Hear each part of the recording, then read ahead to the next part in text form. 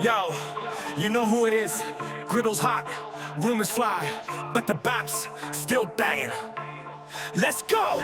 I'm the Batman, Belfast, born and bred. Flipping fried eggs while they talk on threads. They tweet that beef, but I bring real meat. Bacon stacked high, Bap game elite. They chat like they know me, they don't know jack. Talking mad smoke while I'm serving a stack. Hash brown hot with the yolk that runs. I break more fast than 100 nuns. They hate, they try to cancel my... Okay, so welcome to another edition of the Belfast Bapcast. Today's guest is not just a man of the cloth, he's a man who walked away from the institution of the church when it refused to walk with the truth. The Reverend Kevin Annett is a former ordained minister of the United Church of Canada. He uncovered one of the most horrific and censored and still denied chapters of modern history: the systematic genocide of Indigenous children in Canada's church-run residential schools. For over 2 decades, Kevin has been relentlessly exposing the crimes of the Crown, the Vatican, and the Canada State at the cost of both his career, safety, reputation, and freedom. So he's not just accused institutions of complicity, he's brought them to trial also. He helped found the International Tribunal into Crimes of Church and State, a body that in 2013 issued arrest warrants for Pope Benedict, Queen Elizabeth II, and Prince Philip in connection with genocide and child trafficking. And if that sounds outrageous to you, good, because what Kevin Annett has uncovered should outrage anyone with a conscience. So he's been called a heretic, a fraud, a disruptor, but never a liar, because the evidence speaks for itself. And today we're not here to smooth things over. We're here to lift the lid on history, on trauma, and on justice, and on the brutal silence of the so-called civilized world. Reverend Kevin Annett, welcome to the Belfast Bapcast. Thanks, Mark. It's good to be here. Thank you. I really appreciate you giving us some of your time. And what time is it with you today? Oh, it's in the morning here. I'm on the west coast of Canada. So. Okay. Yeah. Okay, so just going to go through chronologically, basically. So can you just tell me, first of all, what got you into ministry apart from, obviously, a call? Well, it was, I'm not particularly religious, but in my late 20s, I wanted to do more than just teach. I was in a political science program, and something happened. I had known Native people for many years. Actually, my family immigrated from Northern Ireland and Scotland, and they had intermarried in the Central Canadian region. They had intermarried with Cree and Ojibwe people. So I actually have relatives and in-laws who are Native. And for many years growing up, they told me these stories about children going missing, about the massacres that happened against their people. And so I kind of sought them out, and I realized, I guess you could call it a spiritual urge of some kind, but I didn't put it in religious terms. I never believed in organized religion, even when I was a minister. It was that too. But then I began to encounter a lot of people who prodded me even more in that direction. The more I learned about these crimes, right? So what I haven't seen touched on much in an interview is like early life for you growing up. What was childhood like and home life? Well, we had a fairly stable home life and everything. My parents weren't, particularly aware of these things any more than a lot of Canadians were. Although in some areas where these camps were operating, I don't like calling them residential schools because they weren't schools. They were internment camps where half the children never came back. And don't forget, that's a higher death rate than you got in Nazi death camps during World War II, where the average death rate was about 25%. Because these were, they were work camps, whereas in Canada, these were just extermination centers that bring in the children, expose them to communicable disease like TB and smallpox, never treat them. That was even reported by government doctors. Decade after decade, the death rate was over 50%. and yet Yeah. they never called it genocide. So you encounter that when you know that, when you have contact with the native world, but in the white world, it's like completely oblivious. Like it still is. They're still in total denial about a lot of this stuff, even though we proved it. So So that was an influence, for sure. I've always had a passion for social justice. My family struggled a lot with poverty and that, so I've always been kind of politically minded in terms of wanting to change things, so to I help think everybody. the term social justice has been a bit bastardized these days, and you're an actual example of what social justice is, because you take action as opposed to just espouse virtue, Right. which is a big difference in what social justice consists of in 2025. Yeah. Now, you joined the Church of Canada, so obviously, like any institution, they have the rules, they have their their ways of being. So, what was the first thing that sort of led you into the path of uncovering institutional abuse, or was it something that you witnessed, or Well, I tell you, I got ordained in 1990. I was married then. I had two small children, and I had done street ministry in Toronto. And one of the things, I was working out of the largest United Church mission downtown Toronto. I found out they were trafficking money. They were dealing drugs in their staff and everything. I reported to the police, and they told me to shut up about it, right? Because you see, the United Church was set up by the government in 1925, kind of like a state church. yeah, And they've had a lot of protection, like a lot of the experiments that went on in these Indian hospitals done in United Church hospitals. I began to learn all these things, right? But right after that, I went out to the West Coast to a place called Port Alberni on Vancouver Island. And that's where I began to encounter a lot of these crimes. The first native home I went into, I heard a crime of this fellow's best friend had been beaten to death and then buried in the hill behind what was the Alberni Residential School, just 2 miles from where I worked. And the church I was in at the time, the United Church, had run that for over 60 years. And, mass graves right there on the site. And yet all the white people, didn't want anything to do with Native people because it was a bitter reminder to them of what they had done and were still doing. Because with the yeah. trafficking of Native children and all that stuff that still goes on really all over the world, including Ireland, right? It's a brutal reality, isn't it? And it sort of goes on in the shadows, and I think a lot of people are aware that it's going on, but don't want to allow themselves to see it, if that makes sense, Oh, yeah. because they're faced to confront and potentially have to take action because their morals would have to then kick in. So obviously that's what happened to you. You heard a few stories, you've seen a few things, and being a man of action, tell us how then you get into.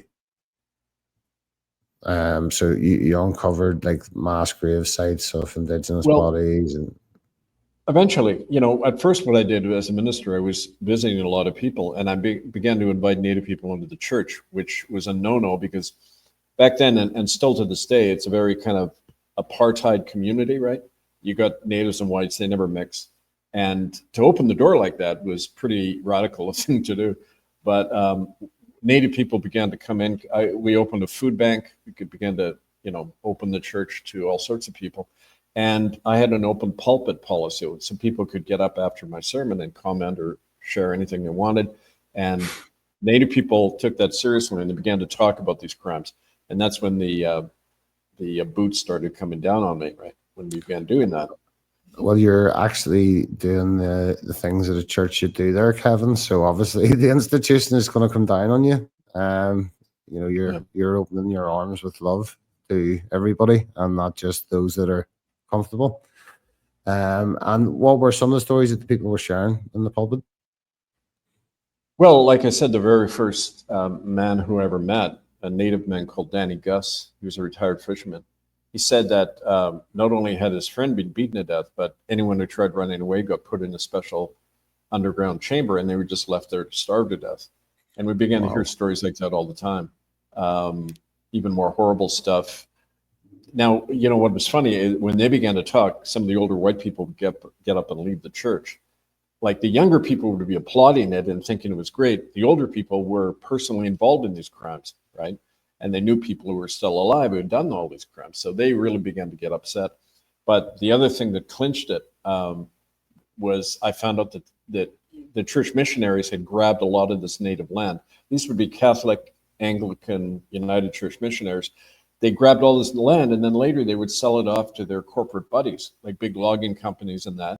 I found out one case about that, and I just called out the church. I said, well, our policy is to return stolen native land to the natives, not sell it off to our business associates. And right after I wrote that letter, I got thrown right out. That was 2 years after I'd worked there, right? Because I had built up the church from 10 to 100 people. And So yeah, but when you mentioned the big money and you step on the corporate toes, that's when they moved against me. So after you were removed from, well, it's basically the Anglican churches, but it's in Canada, isn't it? Really, it's a similar setup. United churches like Presbyterian and Methodist, but they were set up in the government. Okay. And So they receive it was tax the exempt, Anglicans, etc. yeah, Anglicans and Catholics as well ran a lot of these places. Yeah. So whenever you were removed from the church, did you continue ministry in your own form? Well, what happened? The problem is they what you do with the whistleblower is you go after their livelihood, their family. They went to my wife and offered to pay for her divorce if she'd leave me. She did. She got custody of our 2 daughters. I was penniless, blacklisted. I couldn't work anywhere. Okay. But that made me even more popular in the Native community, and I went over to Vancouver where I tried to get a degree at the university, but that got blocked as well. And I got invited into these Native healing circles where would be in the mid 1990s when these stories first began to come out. We began to organize protests and conferences. We really, forced the issue up more and more in the public. Eventually, forced the quote apology on this stuff in 2008. But it was a long campaign where we confronted the churches directly. We were occupying churches on Sunday morning. We created a big stink. It was only me and a bunch of Native people, most of them poor and homeless, but we caught the media attention and forced a lot of these things out. And then that eventually came over to Europe, like you mentioned earlier, and set up tribunals, because these are crimes happening all over the world by the same churches. Ireland has been a big breeding ground for a lot of, especially Catholic Church abuse within the children's homes, etc. And then state abuse within Kincora Children's Home. Right. And as Belfast. A matter of fact, sorry, go on. No, go ahead. Go ahead. Well, I do want to hear about Belfast too, because I did get invited. I was visiting relatives actually in Ireland in 2009, and some folks over there heard about me, and I got invited into Dublin to a gathering of survivors of, Off Kincora. No, it was just I forget the name. In general, so like probably Catholic Church survivors of the. Yeah, they were survivors of not just rape and trafficking in that, but medical experimentation. Isn't it amazing that the institutions that are set there for us to put our trust in and put our faith in are the ones that take it away so much? Well, it's a perfect churches of the perfect cover for crime, money laundering, the whole bit, right? Because actually, one of the books I wrote, this one, Dethroning a Rogue Power, this goes into detail about what the Church of Rome is, and the Vatican and its criminal nature, right? And of course, all the other churches model what they did on the Catholic Church, but they're all involved in it. That's the point. It's like child trafficking. So there's a family as well involved in the Vatican Church. That always sort of had background influence in the elections of the popes. Can't remember the exact name, but there's like a white pope and a black pope, and this particular family. Those are figureheads. I mean, there is rumors about the 6 Italian families, and yeah, sure, they've had influence over the centuries, but the point to realize is that the real power in the Vatican is its money. About 80% of all the bank deposits in the world are laundered through the Vatican Bank. And, they killed John Paul I, that Pope, in 1978 because he started investigating the Vatican Bank and their secret funders in that. And when we began to work in Ireland in 2009, I was sitting there with people and they were all telling me their stories. And I said, this could be a group, you guys could be a group of Native people in Canada because you're all telling the same stories, the same cover up, the government and the church working together, like at the Choom, that cistern they found in Choom, the Bon Secours facility where they found those 800 little skeletons. Yeah, I mean, we uncovered this sacrificial cult within the Catholic Church in the Ninth Circle, that cardinals, the present pope, they were all members of it. It's required that you be in these cults in order to become a high cardinal or pope. This is from insiders. This is from Vatican documents, survivors. We've convened a court that's going to convene in September to look at all this new evidence about it. And the problem isn't evidence. It's all out there in the eyewitnesses documentation. We put it all up online at murderbydecree.com, right? But the problem is the criminals are still in power, so they're not going to prosecute themselves, right? And then people have the false hope of Donald Trump, for example, who is just another face of the same bloodlines. I mean, he's related to European royalty bloodlines, and he's also related to presidential bloodlines. And, all of his symbology is Apollyon and 88, and everything about him is satanic. And yet we have him being uplifted by the evangelical right as the great, the great white hope, whatever that's supposed to mean. It's a sad time. I know, and I mean it's absurd for people to even put their trust in these people, because when you look at their own actions, look at their actions, right? By their actions, you'll know them, right? Yeah, their fruit. Yeah. 100%. And most people in your situation or in anybody's situation who is in a comfortable life and come across stuff that they're not comfortable with in their workplace or their whatever, a lot of people would look past it, as we've seen in this country with the TV presenters and Jimmy Savile. Everybody was like the known secret to just kind of let it go on. But obviously you were convicted by conscience and an actual belief in Christ, and therefore a heart, Right. But also, when your life is ripped apart by something, you can't ignore it. If you do something out of a good intention, you can always walk away. But if you do something because your life depends on it, you can't give up. It's like all the Native people I was working with, right? My life was on the line, my children's lives, and people I was working with. As a matter of fact, 7 of my coworkers who are all Native were all killed for being involved in this work, beaten to death. There was a man, William Coombs, who saw Queen Elizabeth take 10 children away and no one ever saw them again. He was going to testify in court. He gets killed by arsenic poisoning in a Catholic hospital in Vancouver just before he testifies. I mean, you can do that to Natives in Canada because they're not citizens under the law, right? The wards. So that brings me nicely into a section that I wanted to go into, was the case of William Coombs. Okay. So around that, can you just please explain that obviously the allegations tied to Queen Elizabeth and Prince Philip's 1964 visit to the Kamloops residential school, and where the children were allegedly, in inverted commas, disappeared. Right. I knew William personally. He was living on the street in Vancouver. He began to come to our protests, 2006, 7, right after they began. And he began telling me stories of what he witnessed. He was in 2 Catholic schools in Kamloops and Mission, BC. And he said one day in October 64, Queen Elizabeth and Prince Philip showed up, and they all went off on a picnic together to a place called Dead Man's Creek. And he remembers they gave them lemonade, and he passed out after, they had drugged the lemonade and were using them in a lot of horrible ways. But just before he passed out, he saw the Queen leaving with these 10 children, 7 boys and 3 girls, and they were never seen again. They were local children.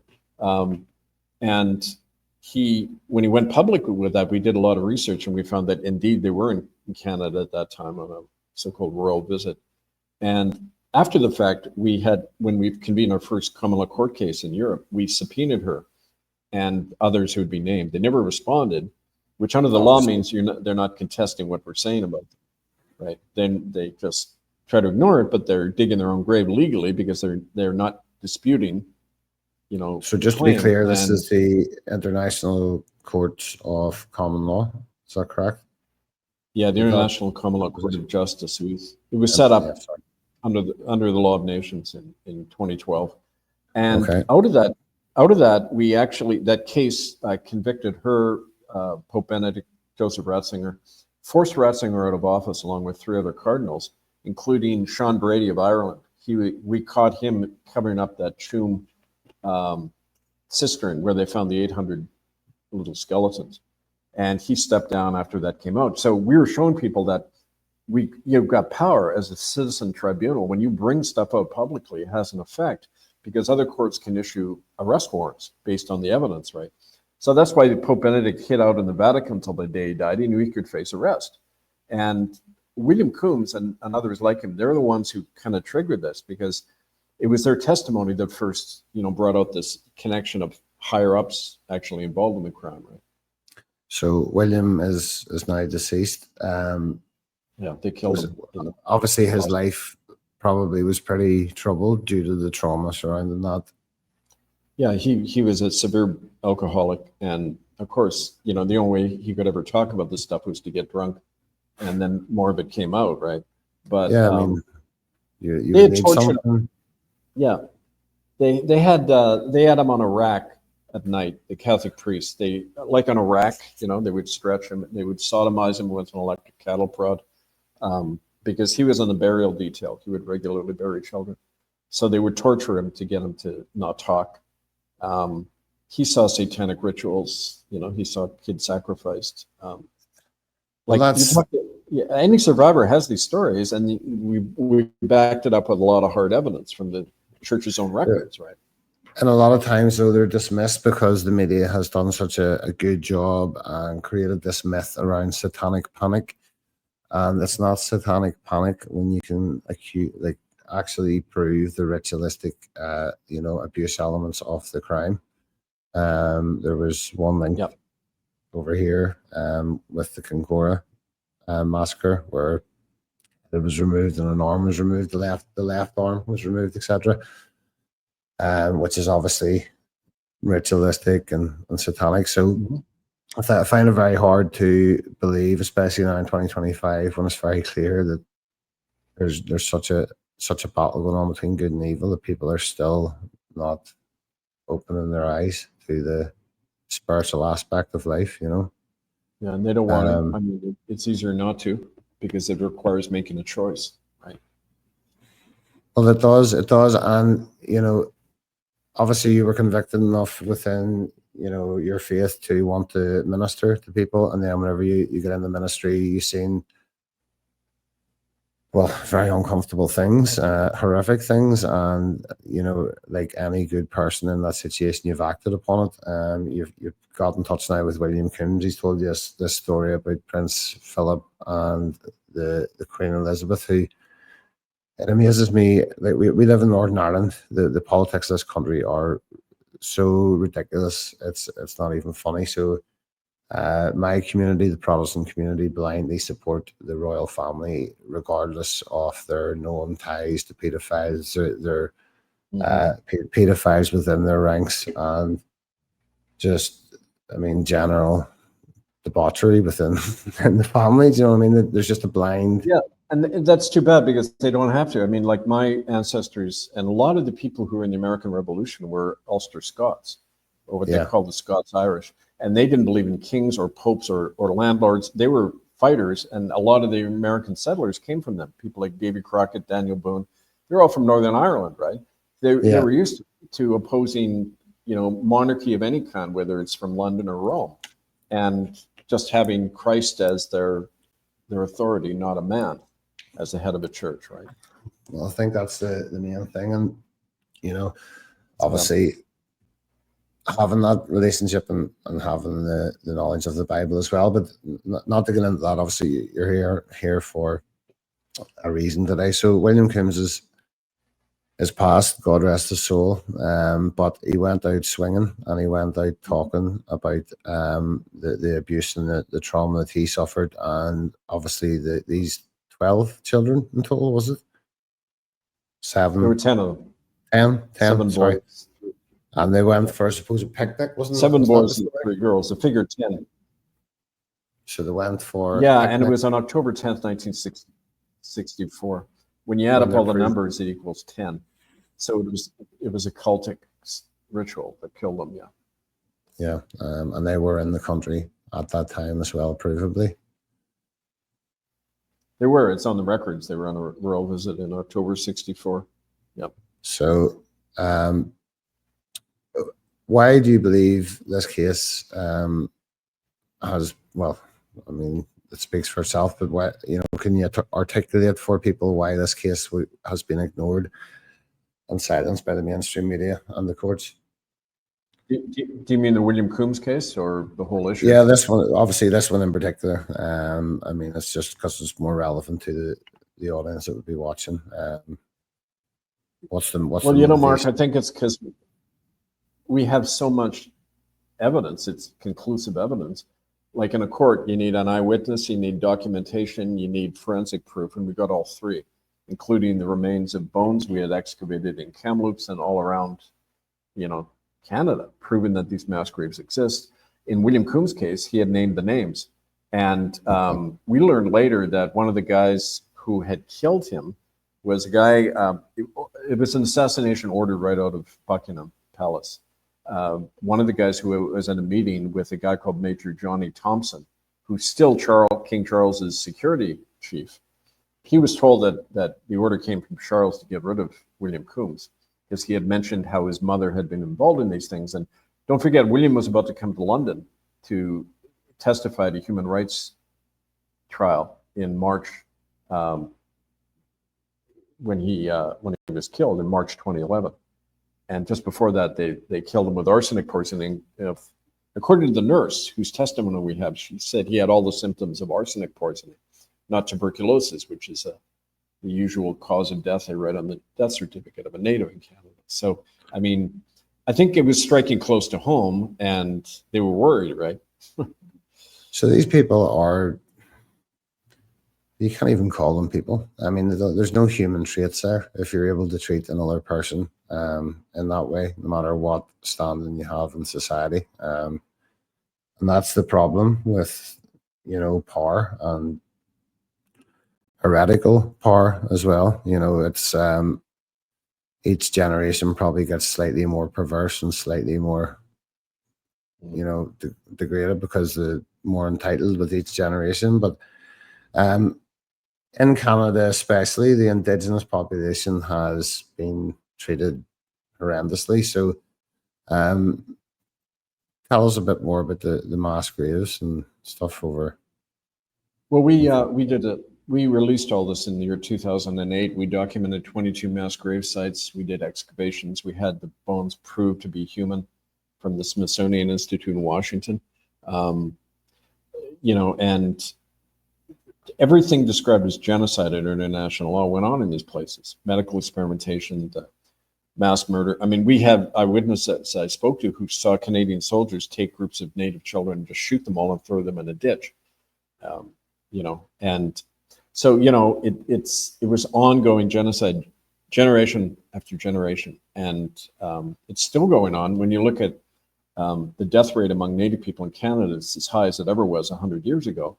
Now they're still being forced off the land by Chinese oil and gas companies that have bought up all of Western Canada. And they're forcing them off their land. A lot of the people I meet on the street, either chiefs have been paid off by the oil companies to force them off their land so they can grab their, that whole area up in northern British Columbia and Alberta. So, I mean, it's an ongoing genocide, and that's why they have to conceal what happened in the past, because it's still happening.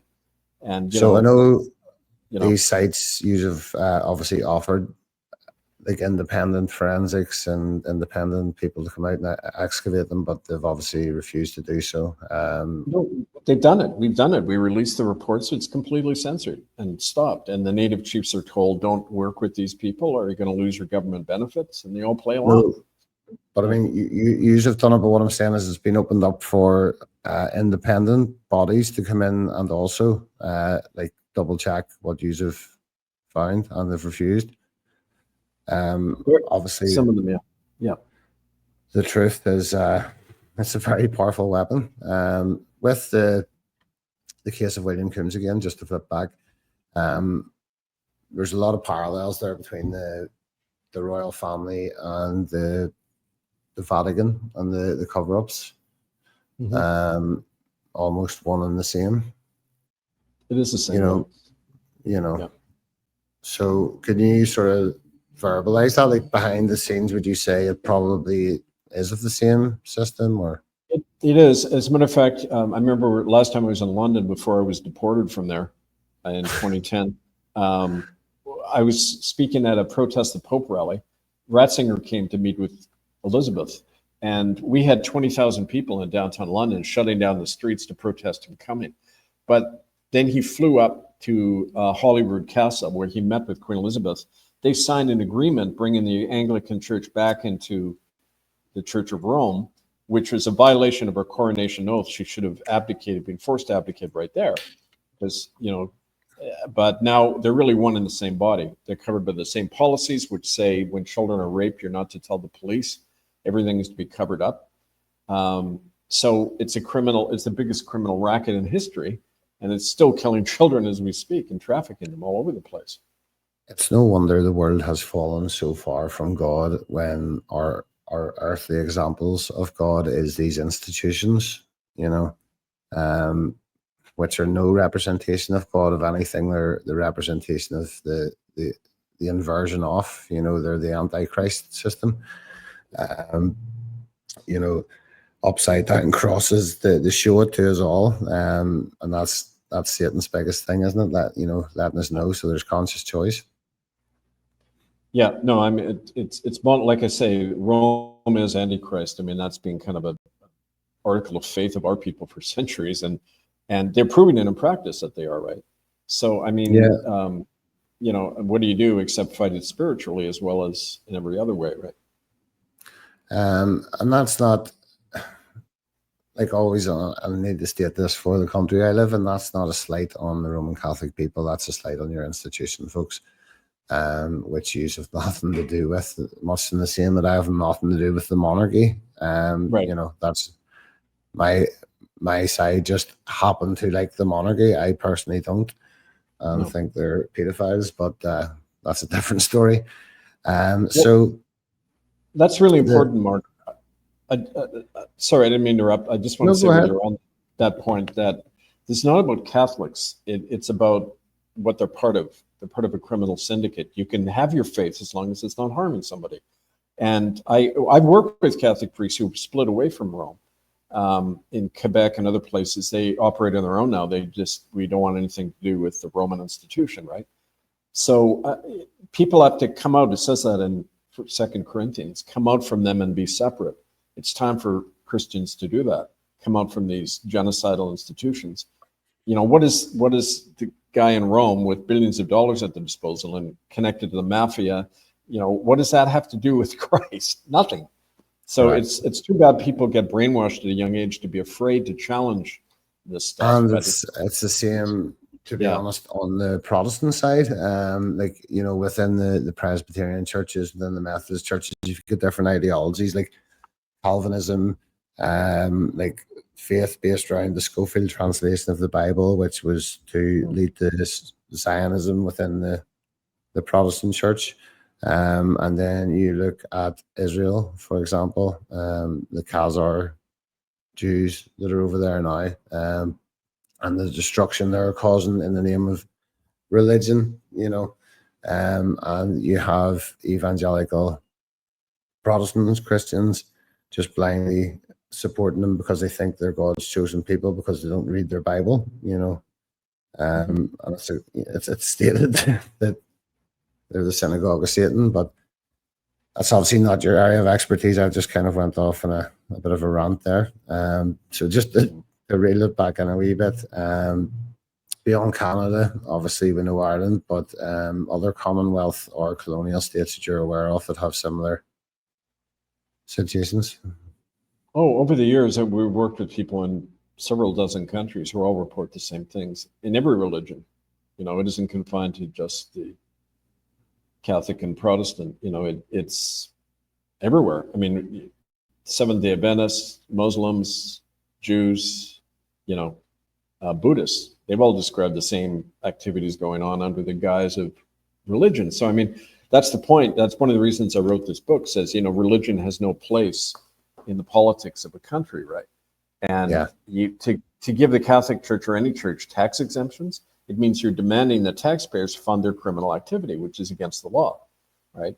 And they're continually allowed to get away with these crimes. I remember talking to a New York policeman who said, well, we don't ever convict anyone of child rape until they've done it 10 or 20 times.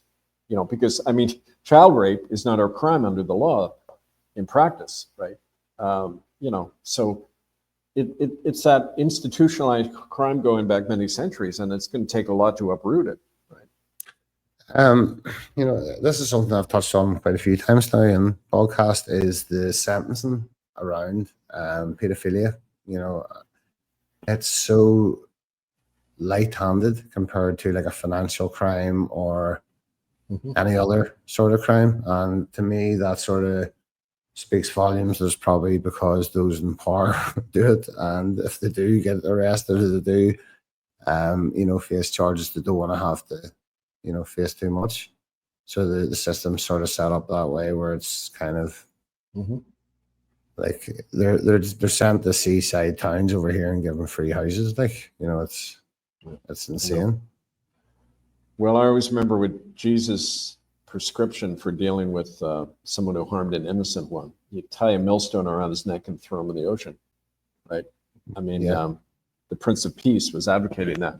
Like, and Native people tell me the same thing. I remember I would often talk to Native people about what it was like before the Europeans came. And, did you have children being harmed? And Delmar, a Cowichan native on the West Coast, my friend Delmar Johnny, he said, yeah, we had a special group of men in the village. And if anyone ever harmed a child, those men would take that guy out into the woods and you'd never see him again. Because the point is that they knew that if you harm the next generation, you're going to mess up your society. You have no future if you don't. Well, that's exactly right. What we're seeing unfolding in front of us today. Is a generation now coming through that has been parented through iPads and tablets, and they have been allowed to have any sort of ideology float into their brain, and they think they're being alternative, but yet their values align with multinational corporations. And it's like, do you not think that you may have been guided to this mindset? Or, it's very hard to open people's minds when they're in an echo chamber. Yeah. Well, I mean, you think about it, if you're a ruler, what do you want? For a few to rule the many, you need them all traumatized. You need them all fighting each other. You need a lot of them doubting themselves, right? And that's what happens when you allow children to be raped at a young age. They're messed up for life, right? And that serves church and state both, right?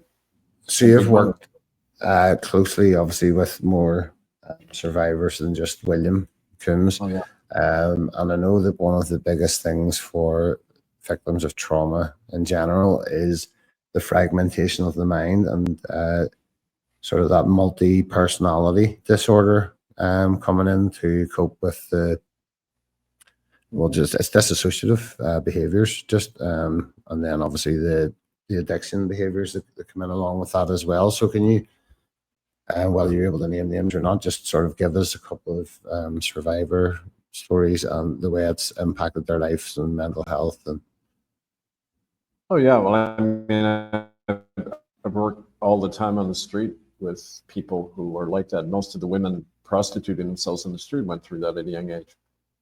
They separate love from sex. They have to, right? Because it was done at a young age. I mean, one woman I worked with who committed suicide she kept getting together with men who would beat her and rape her all the time. She said, yeah, but my dad did that to me. That's what I think love is. You can't be loved unless they're beating and raping you, right? So it's weird how whatever happens to us as a child patterns us, the way that we look at everything. I was just talking on a Zoom call this last week for the court case that's convening in the fall against the present Pope, Prevost, Robert Prevost. where these people were raped by him in ceremonies when he was inducted into the Ninth Circle as a young priest in 1978. Two German women who were giving testimony all said the same thing, that it was protected by police. Just confirming what other people have been telling us for many years, that, these things have protection from the top, government, big financial backing, and they're just ritually tortured so that they become, in the case of these two women, they were, used sexually, but also programmed to be sleeper assassins. They all had to murder a newborn baby in order to be inducted in the cult. If they didn't murder the baby, they'd be killed. So that's why survivors find it hard to come forward, because they're implicated in the crime too, right? But they were, you reach a certain age and you have to talk about these things, right? These women are in their 70s and 80s now, but will you talk or you die? They need to get that out of their system. Right. Yeah, for sure. I mean, and a few do that. A few do come forward, and it's but just they're all talking about the same thing, even though they haven't met, but they're all saying the same thing, naming the same people and the same grisly. So obviously, I'm sure you've heard of John Wedger over in the United Kingdom. I was having a chat with him the other day, and he was saying exactly the same thing. It's no coincidence that they're all able to, espouse exactly the same stories, exactly the same rituals, exactly the same, demands.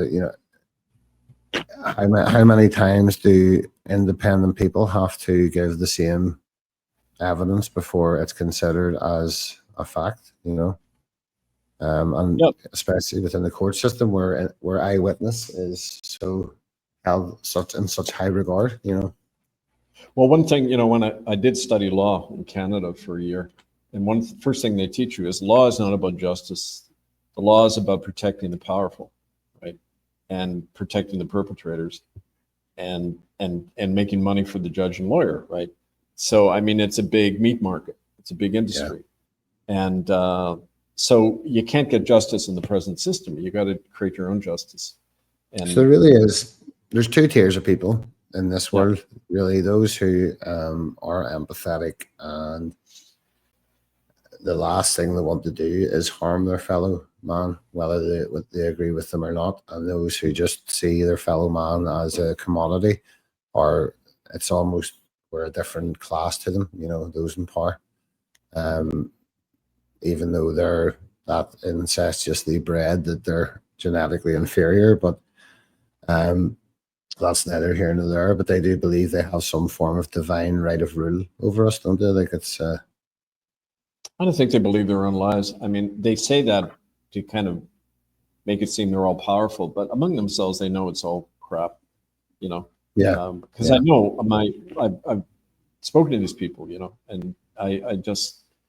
They have total hubris, the Greeks called it, right? Total arrogance that they can do anything, that they're God, but they know it's bullshit, right?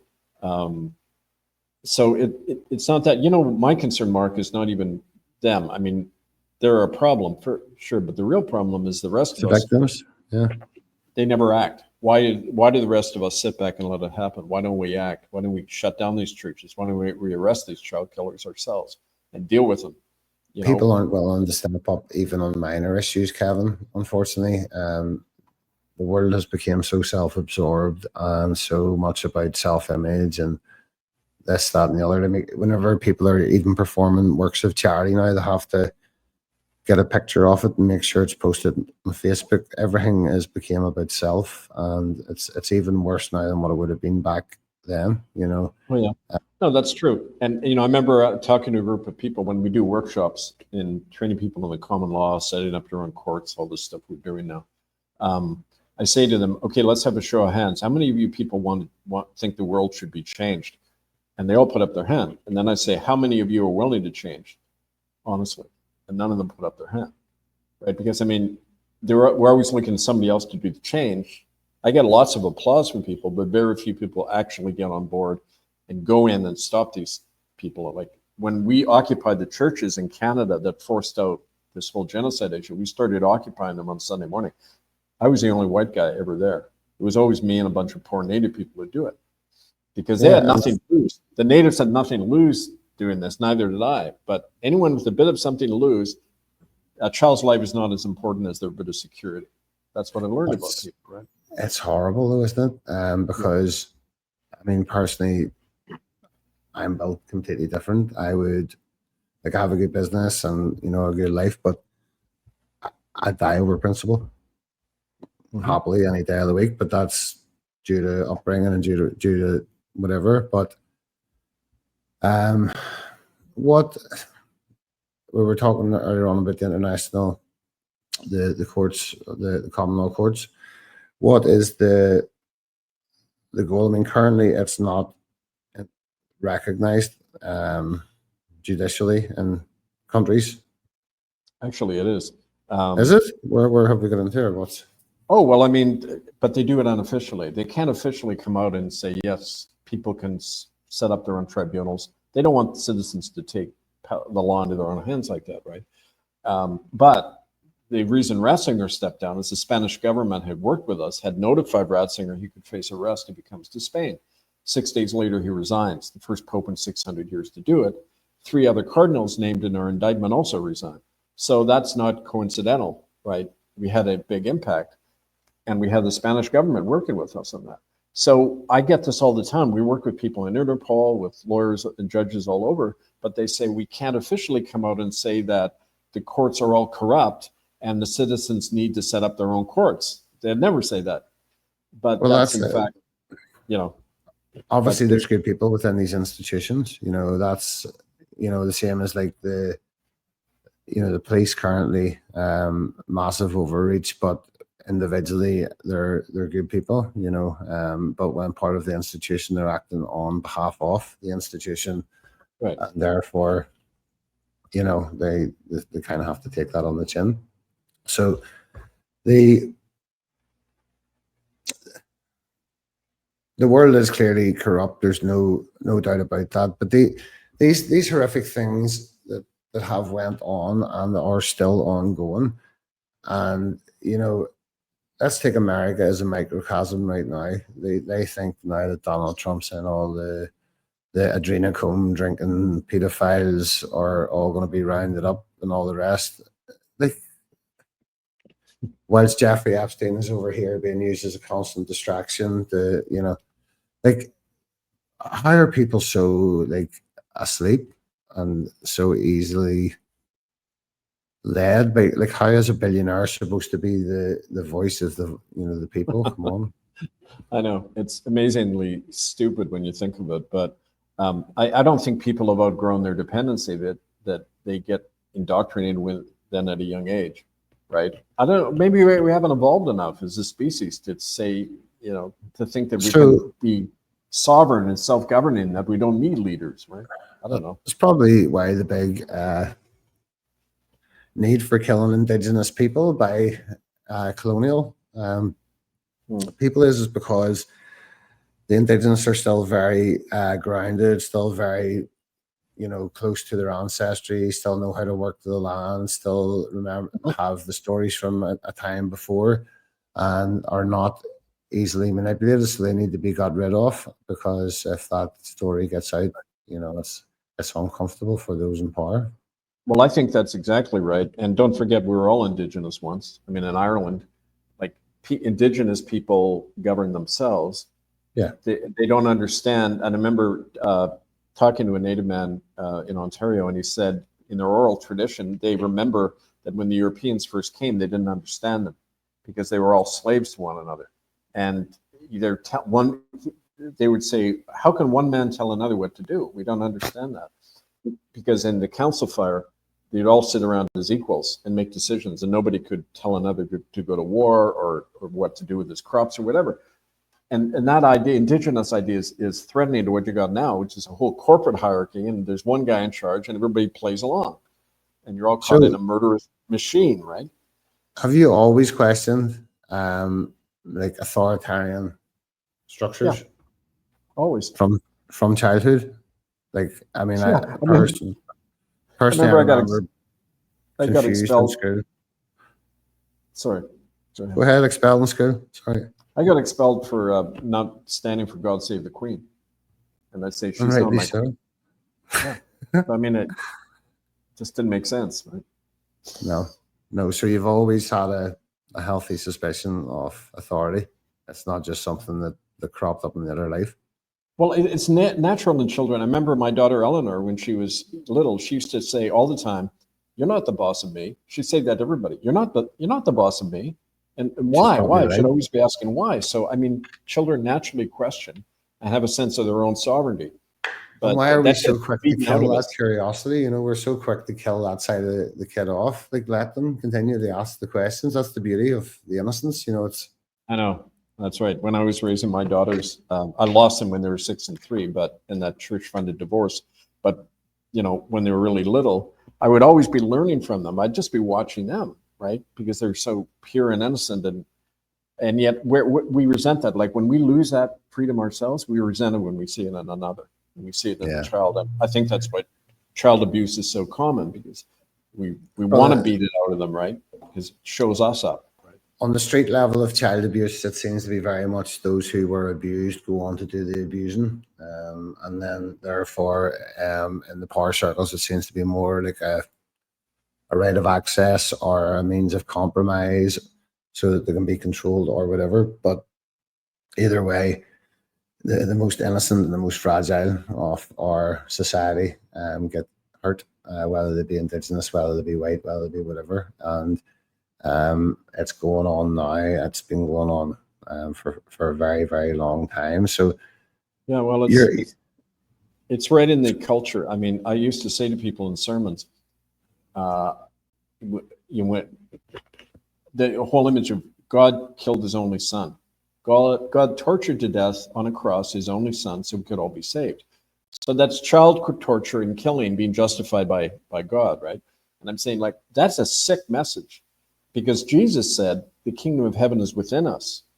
That's not in an authority like a church or a pope or a priest or anybody, right? It's within us. So yeah, and I think that's where religion has got in and fucked with the message of the Bible. Excuse my French there. Yeah. You know, because the message of the Bible is pure, and the message of the Gospels is pure, and the resurrection, the death and the resurrection is pure also.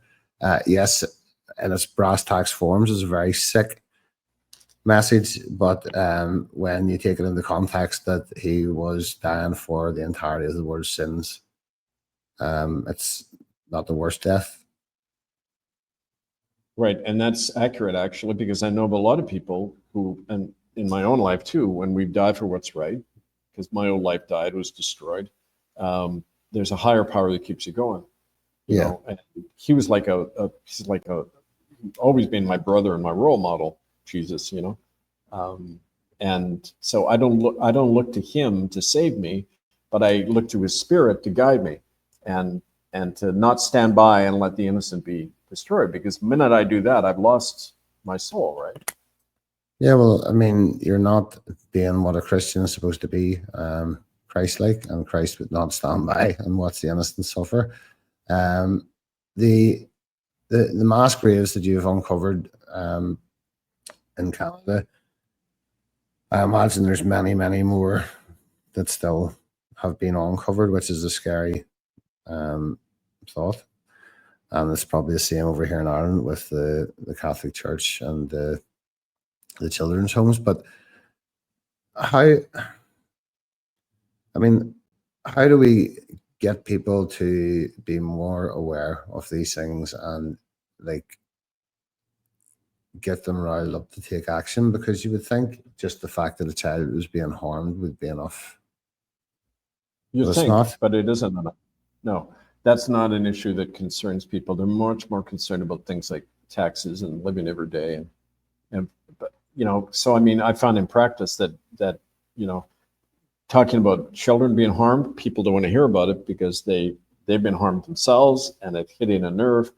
But also, it overturns their whole society. If you think, well, your government and the churches you go to and that, they're involved in not just in the past, but still doing crimes against the innocent.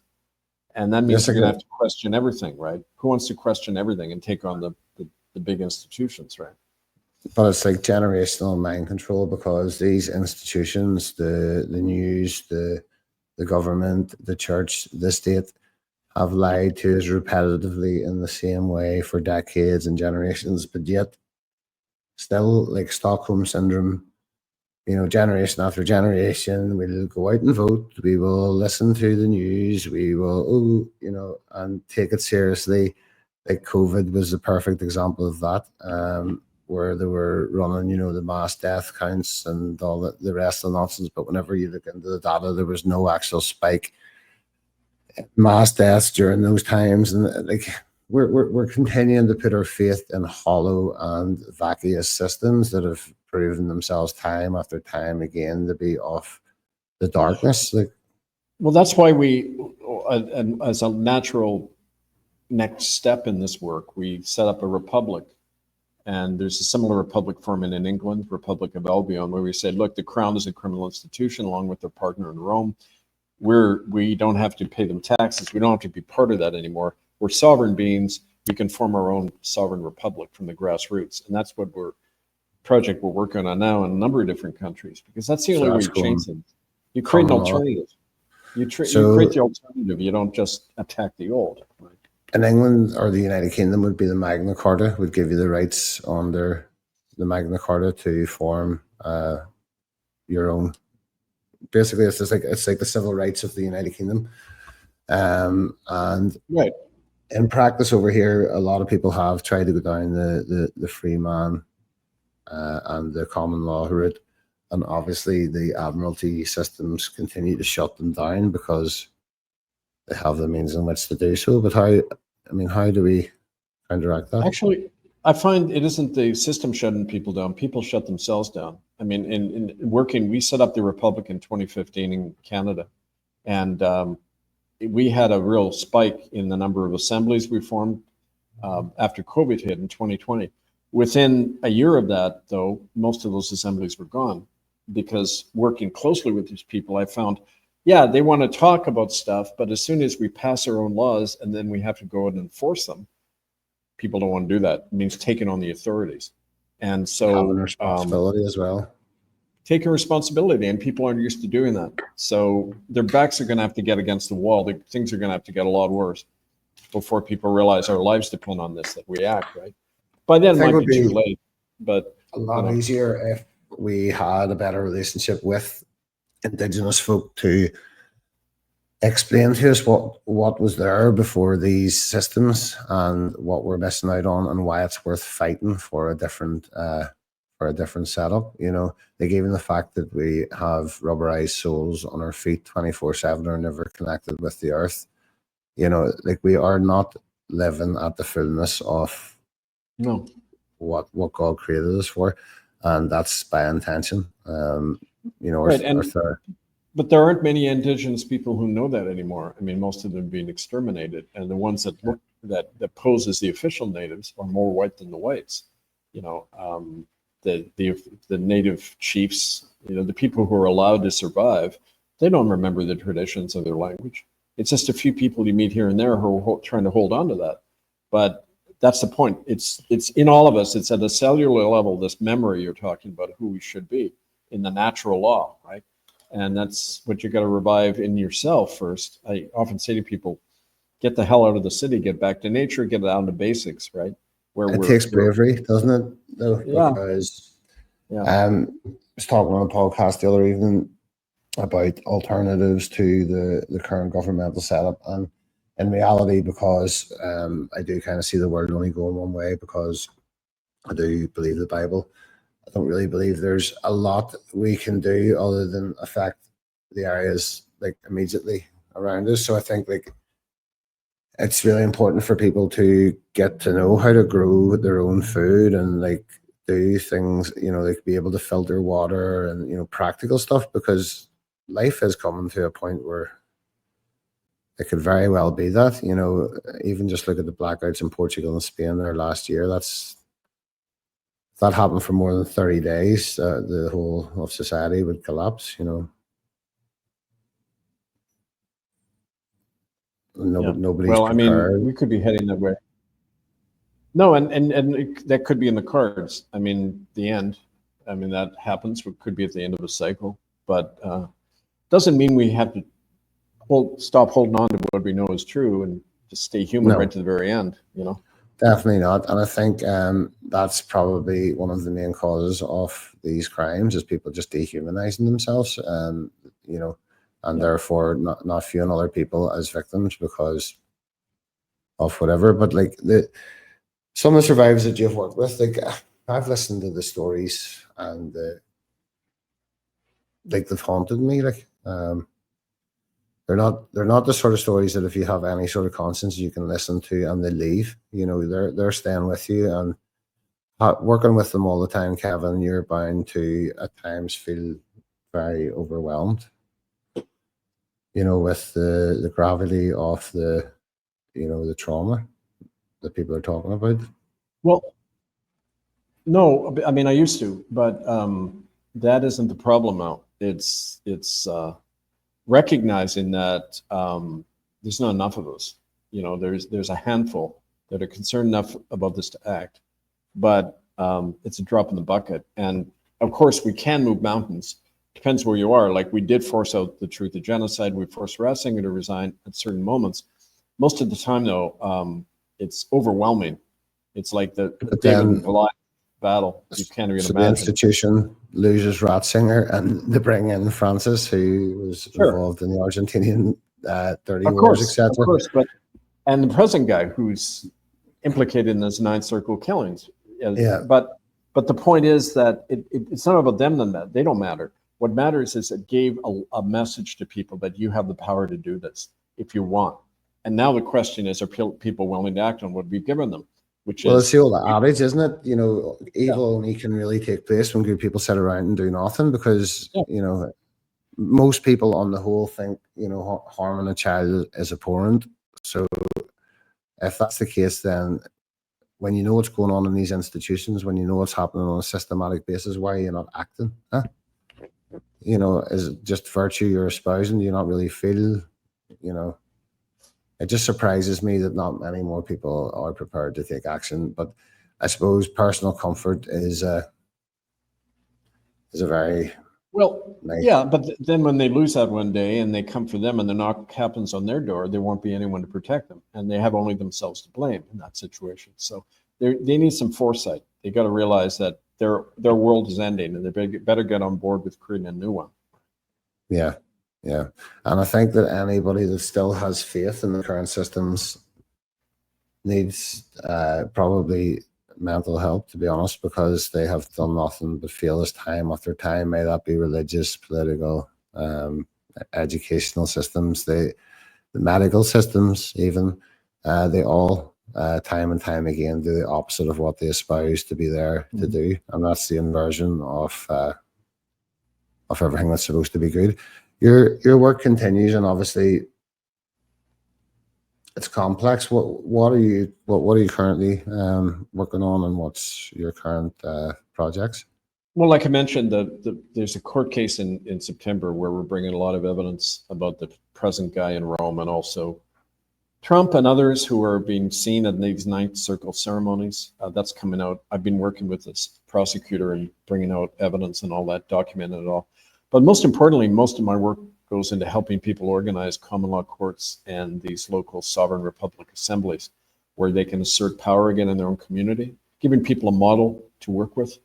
And, so that takes a lot of work because it's something new. And when you're an icebreaker, breaking new ground, it takes constant will and determination and never giving up. And that's what I see lacking in people now, determination and will, because that's what courage is. It's just being stubborn. Courage is about being stubborn. Brains have been fried to operate that way because of the constant dopamine hits from pleasure dome that we currently live in. It's very hard to see and fight for a long-term goal for people now, isn't it? It's like almost. Yeah, but we're not talking the 90% who we pretty much write off. We're talking at that conscious minority who realizes, and you don't need a majority to win in these situations. I mean, we proved that, right?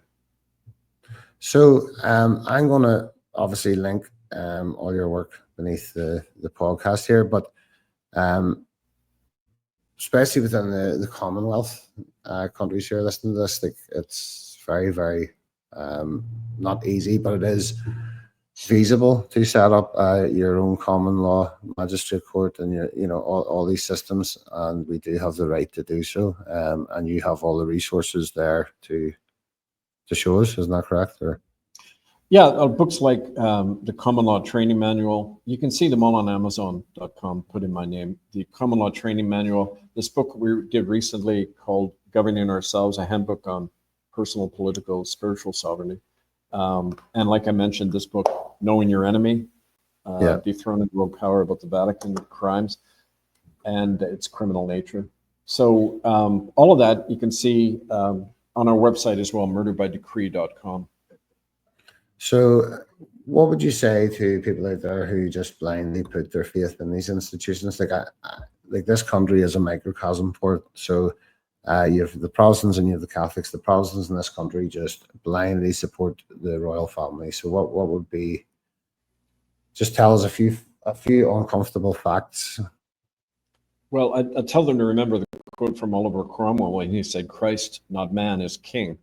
And that's actually inscribed on his coffin in Westminster Abbey, which is kind of funny. But the fact is that these people are convicted homicidal killers. They're involved in the murder of children. They're involved in the most corrupt institutions in history. And that includes everything defined as genocide and crime, money laundering, arms dealing, drug trafficking. I mean, the whole lot.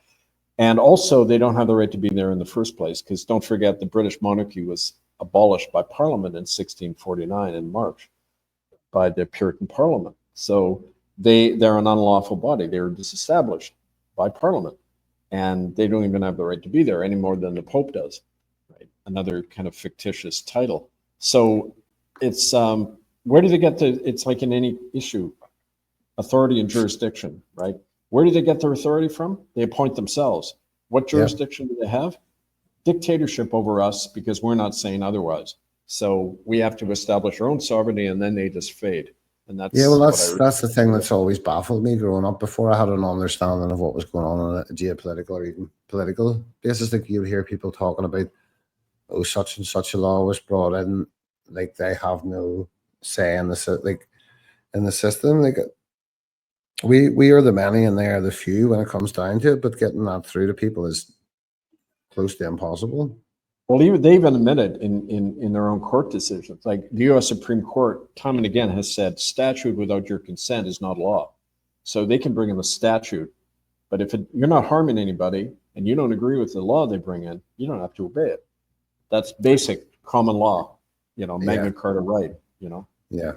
But it's having the balls and the knowledge both to carry yourself through that system. Yeah, because it does require both. And even the very words that they use within the court system, the legalese, all have different meanings to what we would use in the day-to-day language. So people really are having to completely re-educate themselves on a lot of. It's all slave language, like please and thank you. It's Latin, isn't it? It's based on or something. Or? Yeah, well, don't forget Latin. Any word about authority and domination, it's all Latin words, right? Yeah. It's about a ruler owning other people, your property for them. That's Roman law, right? But common law says the opposite. We're inherently self-governing. Nobody can take that from us. We can't even surrender it because you're not you're not an object. Before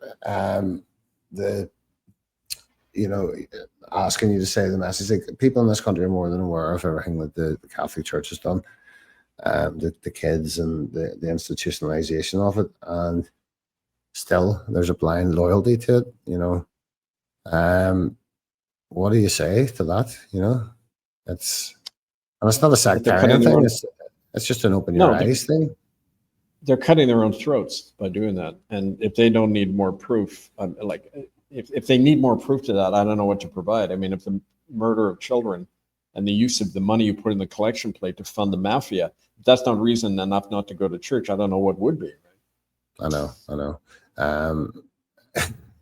Yeah, if that's not going to get through, there's not really much that is at that point. And I think, what you said there is very true. Like 90% of people you can just about write off, because most people these days are not in any way consciously or morally guided. And the majority of people really aren't, or never have been, really. It's all about self, and it's all about self-gain. And in reality, I have a comfortable life, but I'm always very, very quick to help other people where I can. And if I see an injustice, I'll speak up about it. But that is not something that other people do. And, you know, and you suffer for it, you know, like, well, they try their best to make you suffer for it. That's how you grow. You grow Yeah. through suffering. That's how you gain wisdom, through suffering. And Yes, that's sir. not masochistic. That's just life. Life's constant No. change and conflict, right? Always scream this in the gym and in life, that, you know, there ain't no growth happens in a comfort zone. So No. you got to put yourself in the situations and the spaces where you would normally, to further build character and build resilience. You know, trauma can be a fantastic tool also, if learned from and walked out of correctly, because it can give you amazing emotional intelligence and a lot of other things as well. I could go on and speak about many, many subjects with you, Kevin, and I would hope to get the opportunity to have you back we'll on do it at some again. stage. Yeah, we'll do Because it I again know whenever you like. it's tough for people to digest stuff, you know, sort of over like an hour and a half. So I really appreciate your time today. It's been fantastic just having the insight and the knowledge that you have, because it's first-hand knowledge, and you've been on the ground, and you've not, you know, it's not something that your friend has told you. This is something that you're on the ground very much fighting for. And is there anything you would like to say before we go to people? I think we've covered a lot of basics, but I think you've got my email if people want to be in touch. I'll be in Europe in the fall doing talks and helping with Albion and England and all that. So yeah, please contact me and just learn and then act on it. Otherwise, it's good for nothing. One question before you go: what would you think the main thing that survivors of these situations would want people to know? Or obviously they want action, but what would they want to get across to get that action to take place? That, you know, all the talking about it in the world is not going to make any difference unless people act on what they know. I hear that all the time from survivors. Yeah, that's words are nothing without action, really, aren't they?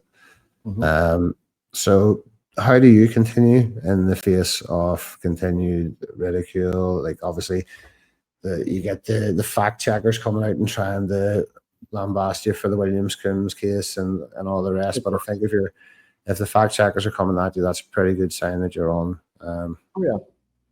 onto a winner. I'm you know, it's like okay. So I met Noam Chomsky a couple of times. You know, that guy in America. And I used to, well, the first time I met him, I said, you know, how do you deal with smear campaigns? Because you know, it's been coming at me a lot. And he said, oh, well, the FBI used to say that I would sleep with my grad students and do drugs with them, he told me.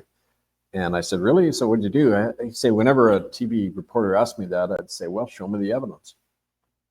So, like, they don't have evidence. That's the point of a smear campaign. There's no evidence. It's rumor mongering. People love gossip. And well, that's why I said in the introduction that they're saying all these things, but they haven't they've yet to come and disprove anything you said. And no, we've given all the proof that you need in a court. They have no proof. They're just, it's like what they taught me in law school. In court, if the evidence is on your side, you argue the evidence. If the evidence goes against your client, attack the witness, because you've got to destroy the credibility of the witness. No, it's kill the messenger. You just, where's the benefit? You know, like, where would be the benefit to create all this narrative, considering the impact that it has had, A, personally on your life, and B, ongoing? Just the need to be vigilant around airports and different places, you know. Like, why would you choose to put yourself in that situation if you were not confronted with conviction, you know? Right. And anyway, let's address the evidence. It's never about me. It's not about me at all. It's about the evidence of mass murder. Address the evidence, the death rates, the eyewitness testimonies, the forensic proof, all of this. They never address the evidence. They just attack me. So what does it tell you? They have nothing. Yeah, well, it's inarguable. And just to bring this to a natural close, Kevin, I am definitely going to have you back on if you will be happy enough to do that, and just talk a wee bit more in depth about certain things. I just wanted to give the audience a broad overview of your work. Sure. And yeah, thank you very much for joining us, and it has been a fantastic episode. Thank you. Okay. Yeah. Pleasure to meet you today. Okay. All the best. Thank you. And that's been the Belfast Bapcast. Just please like. Yo, you know who it is. Griddle's hot, rumors fly, but the Baps still banging. Let's go! I'm the black man, Belfast, born and bred, flipping fried eggs while they talk on threads. They tweet that beef, but I bring real meat, bacon stacked high. Bap game elite, they chat like they know me, they don't know jack. Talking mad smoke while I'm serving a stack. Hash brown hot with the yolk that runs. I break more fast than a